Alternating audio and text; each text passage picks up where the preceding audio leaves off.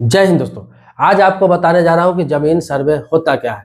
पिछले दशकों पहले कई राज्यों में जमीन सर्वे हो चुका है और समय समय पर होता रहता है। अभी आप देख रहे होंगे, सुन भी रहे होंगे कि बिहार में भी जमीन सर्वे कई सालों से चल रहा है, जो अब 1-2 साल में क्लियर भी होने वाला है। अब आपको बता दूं कि ये उत्तर प्रदेश में जमीन सर्वे की बात हो रही है। जमीन सर्वे हो सकता है क्योंकि इंटरनल रूप से तो ये चालू हो चुका है, सरकार अपना काम शुरू कर चुकी है, लेकिन तरीका अलग है। तरीका अलग हो सकता है सभी स्टेट का। अब आपको बता दूं कि आप किसी भी स्टेट का रहने वाले हैं, चाहे बिहार के हो, चाहे उत्तर प्रदेश के हो, चाहे किसी भी स्टेट के हो, आप इस चीज को समझिए। आपके स्टेट में भी हो सकता है कि जमीन सर्वे होता क्या है और उत्तर प्रदेश में क्या हो रहा है, बिहार में क्या हुआ। किसी भी व्यक्ति के पास, कहीं का व्यक्ति हो, उसके पास जो जमीन है, जिसका मालिकाना हक है, उसका सही से साबित हो सके कि वो व्यक्ति उसका मालिक है। और ये सरकार इसलिए कराती है ताकि आपको मालिकाना हक उस जमीन का मिल सके। जैसे मान लिया जाए कि आपके दादा के नाम से जमीन है, परदादा के नाम से जमीन है, आपके पिता के नाम से जमीन है, किसी प्रकार की प्रॉपर्टी है, कोई भी प्रॉपर्टी जो जमीन के रूप में हो, चाहे कमर्शियल हो, चाहे आवासीय हो, चाहे खेती की जमीन हो, तो उस जमीन को, पैतृक संपत्ति को आपके नाम से ट्रांसफर हो जाए। ये सरकार सुनिश्चित करती है क्योंकि बाद में इसको लेकर विवाद नहीं हो। जैसे कि आप देख रहे होंगे कि बहुत सारे ऐसे लोग हैं जिनके दादा के नाम से आज भी जमीन, उनके पिताजी 2-3 भाई थे, वो क्या है कि जहां जहां उनको जगह मिला अपना कब्जा कर करके सब अपना घर बनाते चले गए, लेकिन लिखित रूप से बंटवारा नहीं हुआ। आपके दादाजी नहीं है, पिताजी का बंटवारा हो गया, लेकिन पिताजी के नाम पे भी जमीन नहीं हो, दादाजी के नाम पे ही है, लेकिन पिताजी अलग अलग घर बना के रहने लगे। अब क्या है, फिर आप लोगों का परिवार बढ़ा, फिर उनके बच्चे हो गए, 2, 4, 10, 20, सभी के परिवार बढ़े, किसी का 2 बेटा, किसी का 3 बच्चे हैं, किसी के 4 बच्चे हैं, और वो लोग भी बड़े हो गए। वो लोग भी जहां जहां उनका हिस्सा मिला लेकर अपना जमीन घर बना लिए। क्लियर रूप से बंटवारा नहीं होता, ये मौखिक रूप से अपने हिसाब से लोग लेकर बंटवारा कर लेते हैं, लेकिन सरकार के रिकॉर्ड में वो जमीन आपके दादा के नाम से ही है या आपके परदादा के नाम से ही है। लेकिन क्या है, उस जमीन के काफी टुकड़े हो गए। अब उसी में कोई ज्यादा कब्जा करके बैठा हुआ है, किसी को कम मिला हुआ है, कोई व्यक्ति बाहर रहता है तो उसको बिल्कुल मिला ही नहीं हुआ है, और ऐसे में विवाद ज्यादा बढ़ जाता है और सारे विवाद कोर्ट में जाते हैं, तहसील में जाते हैं, सरकार के पास जाते हैं, राजस्व विभाग में जाते हैं, और लोग परेशान होते हैं और इस पर सरकार को दोष दिया जाता है। इसीलिए सरकार क्या करती है, हर राज्य की, चाहे 40 साल बाद हो, 50 साल बाद हो, अपने राज्य में सर्वे एक बार करवाती है। इससे क्या है कि फिर नए तरीके से नामांतरण हो जाता है, जमीन का सर्वे हो जाता है। तो इसी तरह अभी जो बिहार में हुआ है, हो रहा है, उसमें यही हो रहा है कि किसी का दादा के नाम से जमीन है, किसी का परदादा के नाम से जमीन है, किसी के बाप के नाम से जमीन है, अभी भी है, लेकिन बच्चों में बंटवारा नहीं हुआ है, सब लड़ाइयां कर रहे हैं। तो इसमें कहा गया है कि आप अपना कागजात लेकर अप्लाई करिए सर्वे के लिए, सब अपना अपना हिस्सेदारी बांट के क्लियर करिए, और जिस व्यक्ति के हिस्से में जो जमीन आएगा उसके नाम से प्रॉपर कर दिया जाएगा। मतलब वो दादा के नाम से है लेकिन आपका हिस्सा मिला हुआ है, तो वो जमीन अभी आपके नाम से नहीं है, तो आपको बेचने में भी दिक्कत आती है, घर बनाने में भी दिक्कत आता है, कभी कभी घर में भी दिक्कत हो जाता है कि भाई मैंने जो वहां आपको दिया था अब ये नहीं दूंगा, आपको इधर बनाना पड़ेगा, फिर से बंटवारा करना पड़ेगा। तो वो जमीन को आपके नाम से प्रॉपर कर दिया जाता है। जितने व्यक्ति जिसका जहां जहां हिस्सा है उसके नाम से प्रॉपर करके ऑन रिकॉर्ड रजिस्टर 2 में दर्ज कर दिया जाता है। एक तरह से उसके नाम से मोटिशन हो जाता है, उसके नाम से रसीद कट जाता है।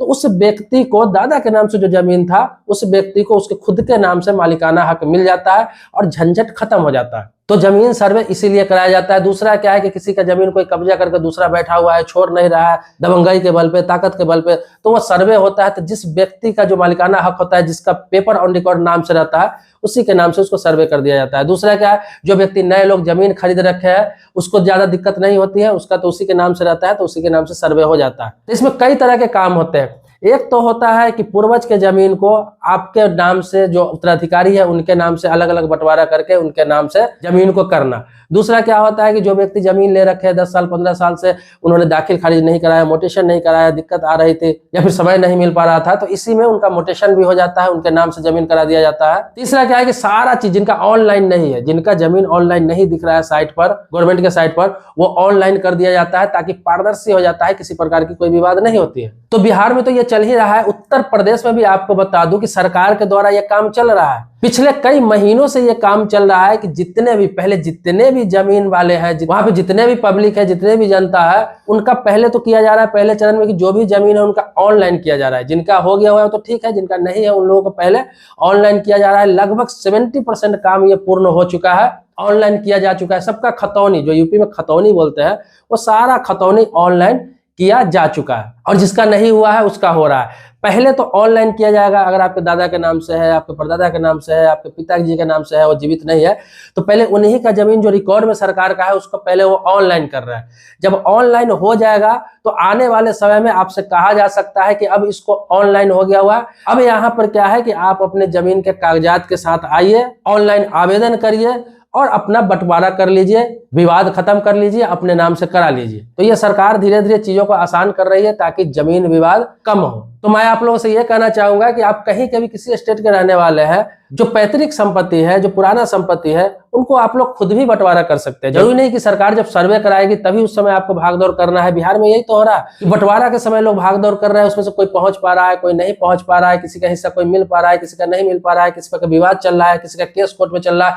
इस वजह से बहुत दिक्कतें हो रही है। लोग का जमीन जो विवादित था और विवादित होता जा रहा है, और इसी का निदान निकालने के लिए सरकार प्रयासरत है। तो आपको क्या करना है कि ये चीज पहले करके रखना है ताकि आपको विवाद किसी प्रकार का ना हो। अगर सर्वे आपके स्टेट में हो भी तो आपको किसी प्रकार की दिक्कत नहीं होगी। अब देखिए, जो व्यक्ति जमीन खरीदा है, उसके नाम से दाखिल खारिज हो गया हुआ है, उनका रसीद कटा हुआ है, तो उनको तो कोई दिक्कत ही नहीं है। वो सर्वे भी होगा तो ऑनलाइन ऑटोमेटिक अप्लाई करेंगे और उन्हीं के नाम से सर्वे हो जाएगा, उनको कोई दिक्कत ही नहीं आएगी। लेकिन आपके पूर्वज के नाम से है तो आप क्या करिए, अभी अपने तहसील में जाकर आप जितने भाई है, चाहे आपका चाचा है, मौखिक रूप से जो बंटवारा है उसी को लिखित रूप से कर लीजिए। आप तहसील में सभी लोग जाइए, आवेदन करिए, एक नक्शा बना लीजिए कि आपके पास जो जमीन है 200 गज है, 500 गज है, 2 बीघा है, 1 बीघा है, जो भी जमीन है, चाहे घर का कम ही जमीन है, उसको एक नक्शा हाथ से आप बना सकते हैं कि किसको किधर देना है, किसको किधर देना है, किसको किधर देना है, टोटल जमीन आपके पास कितना है। और तहसील में आप जाएंगे, आवेदन करेंगे, तो वहां क्या होता है कि आपके जमीन को तहसीलदार द्वारा, आपके पटवारी द्वारा नापी कराया जाता है और वहीं पर जाके आपको सब क्लियर कर दिया जाता है। उसके बाद क्या होता है कि एक तरह से जो मोटेशन होता है, जो रजिस्टर 2 पर एंट्री करके सभी के नाम से अलग अलग करके वो जमीन का रसीद काट के दे दिया जाता है। ऑन रिकॉर्ड गवर्नमेंट के खाते में भी, तहसील में भी आपका रिकॉर्ड आ जाता है, आपके दादा का नाम हट जाता है, आपको जो हिस्सेदारी रहता है वो आपके नाम से आ जाता है। चाहे वो पिता के नाम से जमीन हो, चाहे दादा के नाम से जमीन हो, जितना आपका हक है, जितना वाजिब है, उतना आपका नाम से हो सकता है। तो आप मिल बैठ के भी करवा सकते हैं। ये बिल्कुल आसान प्रक्रिया है। और यही नहीं करवाने की वजह से आगे सर्वे में बहुत विवाद होता है। तो अभी क्या कर रहा है, आप लोग क्या है कि पारिवारिक जमीन है तो खुद से बंटवारा कर लीजिए और तहसील में जाकर उसको अपने अपने नाम से नामांतरण करा लीजिए, ट्रांसफर करा लीजिए। कोई दिक्कत नहीं होता है, कोई खास खर्चा भी इसमें नहीं आता है। इसमें समय लगेगा, आपका जो लगान आपका बचा हुआ रहेगा वो आपसे सरकार लेगी, बाकी कोई एक्स्ट्रा खर्चा इसमें नहीं लगता है। क्योंकि आपके परदादा के नाम से, दादा के नाम से जो जमीन अभी तक चल रहा है, आने वाला समय में वो जमीन विवादित हो सकता है और आपको साबित करने में दिक्कत होगा कि आप उनके पूर्वज है कि नहीं। आज क्या हो रहा है बिहार में, वही तो हो रहा है। लोगों से वंशावली मांगा जा रहा है कि आपके परदादा के नाम से जमीन है और उनका लड़का आपका दादा है, उनका लड़का आपके पिताजी, उनके लड़के आप लोग हैं। तो 4 पीढ़ी 3 पीढ़ी बीत गया तो वहां पे साबित करने में दिक्कत हो रहा है, वंशावली बनाना पड़ रहा है। उसी में कोई व्यक्ति है, कोई व्यक्ति नहीं है, कोई ऑब्जेक्शन कर रहा है, कोई और आके आप में दावा कर रहा है। तो बहुत सारी दिक्कतें हो रही है। बाद में आके बहनें दावा कर रही है, आपकी बुआ आके दावा कर रही है, क्योंकि भाई सबका हिस्सेदारी हो सकता है। तो ये बहुत विवादित होता जा रहा है, लेकिन सरकार इसका हल निकाल रही है, हल कर रही है। और इसी वजह से सर्वे में लेट हो रहा है। सर्वे तो होना ही है, लेकिन सर्वे में इसी वजह से बिहार में लेट हो रहा है। बाकी राज्यों में भी अगर हो तो इस तरह की समस्या आपके साथ नहीं आए। इसीलिए आप लोग अपने जमीन का बंटवारा करके अपने नाम से नामांतरण करा के क्लियर कर लीजिए। आपको जो भी मिले अपना हिस्सा रहेगा, अपना हक रहेगा, अपने नाम से रहेगा। कभी सर्वे भी होगा तो जरूरत ही नहीं कुछ करने का, ऑनलाइन आप आवेदन करेंगे, आपके नाम से जैसे रहेगा वैसे ही सर्वे हो जाएगा। लेकिन बंटवारा नहीं रहेगा तो आपका बहुत समय बर्बाद होगा, बहुत पैसे खर्च हो जाएंगे, बहुत भाग दौड़ करना पड़ेगा। तो ये सब पहले करा के रखेंगे ना तो कोई दिक्कत नहीं आएगी। इसीलिए मैं आपको सावधान कर रहा हूं। तो उत्तर प्रदेश के रहने वाले हैं तो अगर आपका ऑनलाइन चढ़ गया हुआ है आपका जमीन, तो आप क्या करें कि अपने जो भी हिस्सेदार है, जो भी उत्तराधिकारी, सभी लोग मिल बैठ के अपने अपने नाम से उस टुकड़ा को करा ले जो पैतृक संपत्ति है। इसमें कोई किसी का बेईमानी भी नहीं होता है किसी प्रकार का। अब आपको बता दूं कि आप उत्तर प्रदेश के रहने वाले हैं या फिर बिहार के रहने वाले या किसी स्टेट के रहने वाले, नाजुल जो जमीन है, नजुल जमीन को आप अपने नाम से नहीं करा सकते। इस चीज को समझ लीजिए, अपना जमीन देख लीजिएगा। अगर आपका नजुल जमीन है तो वो जमीन कभी न कभी सरकार ले लेगी, वो आपको छोड़ना ही पड़ेगा। नजुल जमीन का मालिक सरकार होता है। बहुत सारे ऐसे लोग हैं जिसका घर नजुल जमीन पे है, जैसे बिहार में गैर मजरूआ बोला जाता है। वो जमीन जिसका कोई मालिक नहीं हो। कहा गया है कि अंग्रेज जब यहाँ जमीन छोड़ के गए, जैसे कि जब देश आजाद हुआ उस समय बहुत सारे ऐसे जमीन है जिसका मालिक अंग्रेज थे, या फिर बहुत सारे ऐसे जमीन है जो बंटवारा हुआ, बहुत लोग पाकिस्तान चले गए, तो उन लोगों का जमीन है जिसे शत्रु संपत्ति भी कहा जाता है। तो उन सभी जमीनों का, उन सभी प्रॉपर्टी का मालिक सरकार होता है, सरकार का मालिकाना हक होता है। भले ही किसी ने कब्जा कर लिया हो, घर बना कर रह रहा हो, चाहे आप 50 साल से उस जमीन पर रह रहे हैं, नजूल जमीन पे, घर में जुड़वा जमीन पे, शत्रु संपत्ति पे, चाहे आप 100 साल से रह रहे हैं, उससे कोई मतलब नहीं है। आपका पूर्वज से रह रहे हैं तो भी कोई मतलब नहीं है। सरकार को जब भी जरूरत पड़ेगा वो ले लेगी। ये कोर्ट में कोई दावा मान्य नहीं होगा, काम नहीं होगा। वो जमीन प्रॉपर्टी आपकी मानी ही नहीं जाएगी, ना ही उस पर कोई कब्जा माना जाएगा। तो नजूल जमीन पर जिनका भी प्रॉपर्टी है, घर है, तो उनका तो न कभी सर्वे होगा, ना ही कभी उनके नाम से मालिकाना हक होगा। वो फिलहाल तब तक रह रहा है जब तक कि सरकार उनको नहीं हटा रही है, या फिर सरकार को जरूरत उस जमीन की नहीं है। इस चीज को समझ लीजिए। भूमि हस्तांतरण नियम 1956 के तहत कहा गया है कि नजूल जमीन हो, गैर मजरूआ जमीन हो, चाहे शत्रु संपत्ति हो, कोई भी जमीन हो, उसको किसी के नाम से ट्रांसफर नहीं किया जा सकता है। ना उस जमीन को बेचा जा सकता है, ना उस जमीन को किसी को दान दिया जा सकता है, ना उस जमीन को कोई कब्जा कर सकता है, ना वह जमीन किसी संस्था को दिया जा सकता है। उपयोग के लिए दिया जा सकता है, ये सिर्फ सार्वजनिक उपयोग के लिए दिया जा सकता है। जैसे स्कूल बन सकता है सरकार के द्वारा, हॉस्पिटल बन सकता है, कोई स्टेडियम बन सकता है, कोई मैदान बन सकता है, कोई पंचायत भवन बन सकता है, लेकिन उस जमीन को कोई व्यक्तिगत उपयोग के लिए नहीं ला सकता है। तो उत्तर प्रदेश के मुख्यमंत्री योगी जी भी, आप जानते होंगे कि प्रॉपर्टी को लेकर बहुत सेंसिटिव है। अभी हाल ही में देखते होंगे कितने मकानों पर बुलडोजर चलाए गए, पुराने जो सेंट्रल मार्केट थे उनको तोड़ा गया। जितने भी विवादित जमीन थे उनका विवाद खत्म किया जा रहा है। अगर सरकारी है तो भाई सरकार कब्जा कर रही है, सरकारी नहीं है, कोई कब्जा कर रखा है तो भाई खाली करो, इसका दूसरा उपयोग होगा। और जो जेन्युइन लोग हैं, जिनका पूर्वज के नाम से प्रॉपर्टी है, जमीन है, उनको कहा जा रहा है कि आप अपना पेपर ठीक करा कर रखिए, क्योंकि वहां उनको कहा ही जाता है बुलडोजर बाबा। चाहे आप किसी भी जाति से हो, किसी भी धर्म से हो, इस मामले में किसी को बख्शा नहीं जा रहा है। ऐसा ना हो कि आपके पूर्वज के नाम से ही प्रॉपर्टी हो, जमीन हो, आप उसको साबित नहीं कर सके, तो समय रहते हुए उन चीजों को बंटवारा करके अपने अपने नाम से नामांतरण कराइए, क्लियर कर लीजिए, झंझट खत्म करिए।